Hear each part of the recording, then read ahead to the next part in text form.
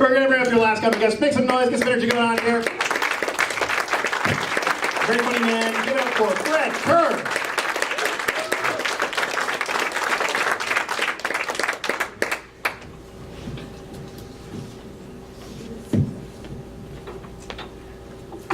Thanks, man. So I was at a reunion recently, and a classmate told me something I'd never heard before. He said, "You look good, Fred.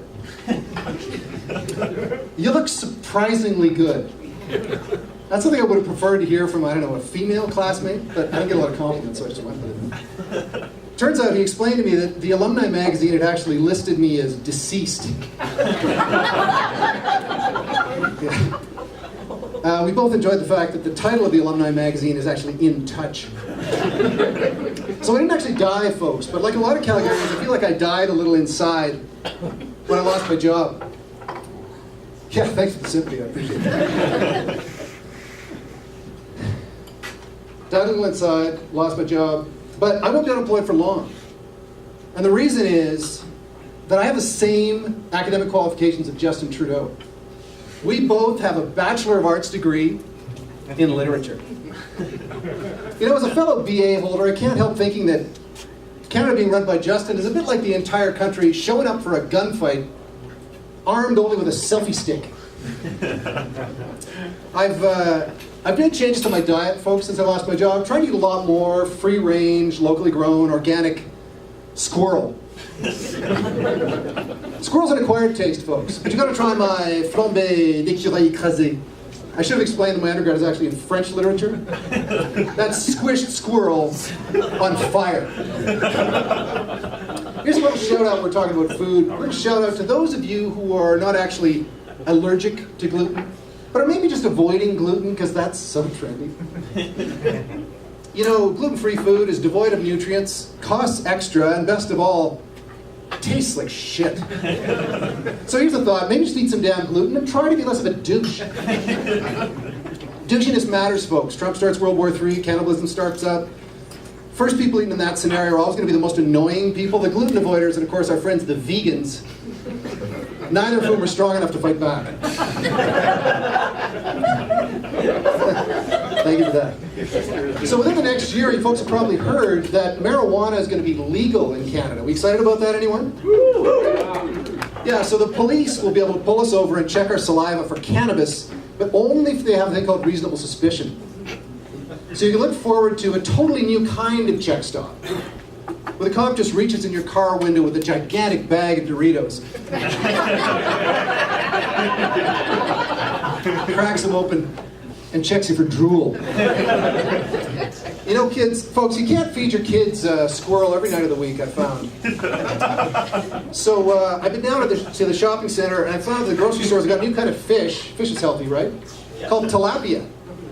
So I buy this tilapia, make a nice tilapia lunch for my kids just before we go to the zoo. Head out to the zoo, and we're at the hippo tank. Notice a school of fish swimming around the hippo.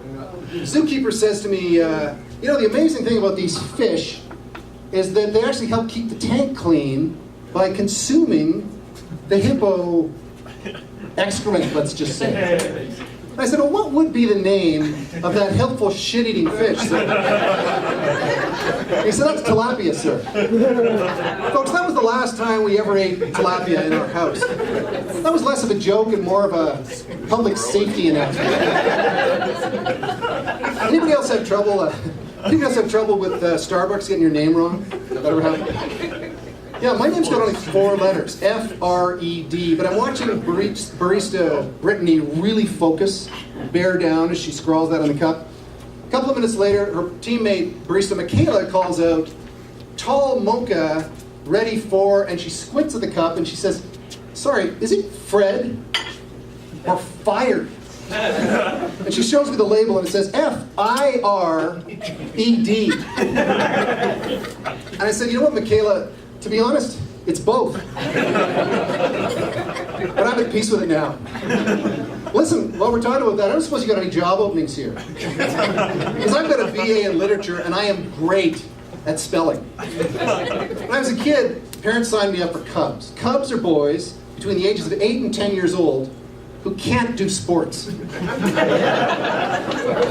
Probably hard to imagine the chiseled athlete you see before you tonight was not always this sporty. But believe it or not, it's true. In high school, every gym class was as awkward for me as Justin Trudeau trapped in a Mensa meeting. I realized that athletic ability is inherited, so I knew that my own kids were someday doomed to be Cubs themselves, and that I would become a Cub leader. The Cub organization does an outstanding job preventing creepy adults from becoming leaders. They've been a lot less successful, I found, preventing satanic kids from becoming Cubs. Some of these little bastards should just have been tasered. But the Cub leadership experience did underline something important that I already knew about myself, which is that I am the opposite of a pedophile. I can't fucking stand other people's kids. I guess my aversion to kids must have started with my exposure to my own brother. Bro was very confident. So confident that recently, at the age of 51, he shows up at a family reunion dressed in a Speedo. Jesus. 5 years later, my poor kids are still having flashbacks, waking up in the night screaming. The Speedo had said it was their Afghanistan.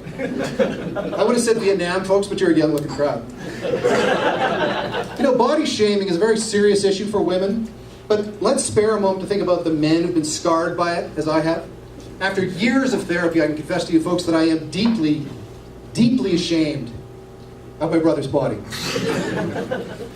Speaking of shameful, I find it really impressive that so many of these elderly, unattractive men in Hollywood are absolutely convinced that the world wants to see their junk. I don't have that level of confidence. I don't like to get naked in front of my own girlfriend, for God's sake, let alone strangers. Chest is so hollow I could collect rainwater in it, which is handy if I'm ever homeless in Vancouver. But unlike, say, Denzel Washington, I'm never going to look good bald. I can't possibly wear like an electric blue fedora or a lime green sport jacket because nothing really goes with this skin color. White with red spots. I guess you could say, folks, I'm kind of the opposite of a white supremacist. I'm more of a white inadequate.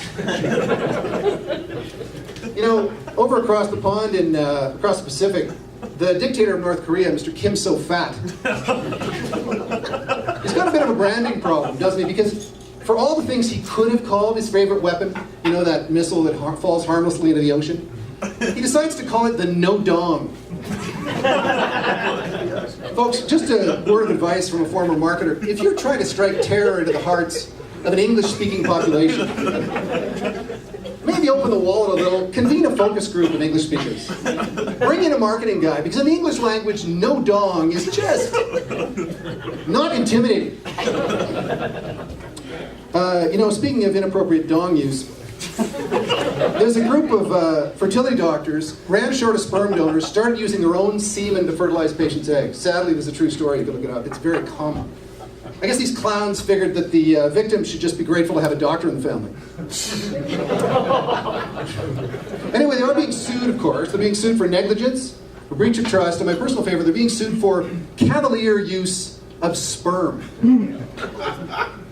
Gentlemen, who among us has not occasionally been somewhat cavalier with our sperm? I think about my own lifetime of sperm allocation, and apart from the 3 kids, mostly kind of cavalier. You know, when a man's unemployed, he's got a lot of time to think, folks. Maybe too much time. And when my mind drifts to pornography, as it sometimes does, I'm mystified as to why, if 90% of porn is aimed at straight men, every male porn star has to have a gigantic baby arm in his pants. Like, who's this for? Look, we men are depressed enough that for many of us, sex amounts to occasionally being alone with our thoughts, lubricated by a stream of our own lonely tears. We don't need to be body shamed with these gigantic porn schlongs when we're just trying to get, okay, a little cavalier with our sperm. So my advice to you youngsters in this audience, very young audience, maybe just beginning your lifetime journey in porn, switch to Japanese. Folks, with Japanese porn, bear with me on this. With Japanese porn, you can ignore the goofy dialogue, because it's in Japanese. The actresses are very attractive, and the male actors are, how would I put this, not intimidating. I'm Fred Kerr, thanks for listening.